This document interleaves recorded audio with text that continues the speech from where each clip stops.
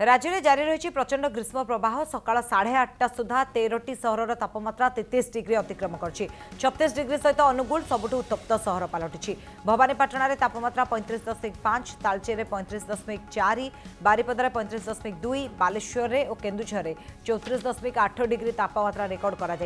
आज किसी स्थान में पारद 44 डिग्री छुईबार आशंका रही हिट वेव नहीं 13 जिला को सतर्क सूचना जारी कर आंचलिक पाणीपाग विज्ञान केन्द्र मे 1 तारिख जाए समान स्थिति लगी रही आकलन कर भीषण ग्रीष्म प्रवाह को दृष्टि रखी राज्यवासी को सतर्क कराई एसआरसी खरारे बाहर को न बाहर परामर्श दि जाइछि।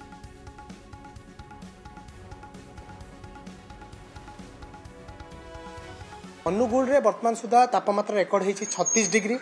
भवानीपाटना रे 35.5 तालचेर रे 35.4 टिटलागढ़ रे 34 भद्रक रे 33.5 बलांगीर 33.2 अनेक सहर रे तापमात्रा 33 डिग्री कि अधिक रही वर्तमान सुधा जो तापमात्रा रही अनुगुल रे सर्वाधिक 36 डिग्री रेकर्ड कर सहित आम देखा ट्विन सिटी रे भुवनेश्वर आज 33.4 डिग्री और कटक रे 33.2 डिग्री सेल्सियस तापमात्रा रेकर्ड कर आर्द्रता देखा भुवनेश्वर वर्तमान समय आर्द्रता 71% थिबा बेले कटक रे 74% आर्द्रता रही सेपरी आम जब पूरा कोस्टाल बेल्ट रे देखा प्राय अंचल रे आप आर्द्रता 65% अधिक रही कटक रे 74%, भुवनेश्वर 71%, बालेश्वर 63%, चांदबाली 72%, सेपरी आमर जो रोचे पारादीप रे पाखापाखि 76%, गोपालपुर में 75% आर्द्रता रही अर्थात पूरा कोस्टाल बेल्ट वर्तमान जो रोचे गुळुगुळीर मात्रा सामान्य अधिक रोचे किंतु आभ्यंतरण को जो जा तापमात्रा जो रोचे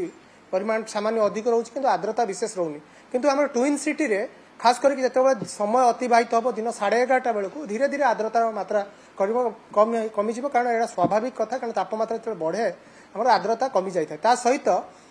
शुष्क वायुर जो मात्रा जिते अधिक रपमात्रा से वृद्धि होता है और आर्द्रता कमी था अर्थात दिन 11:30 जाए आम ट्विन सिटी गुळुगुळीर मात्रा अधिक रोचे ताती सीधा सड़क जोटा कि झांझी और तातीर मात्रा अधिक रोचे जो स्थिति रोचे आपंकर 1 तारिख पर्यंत बलवत्तर रही।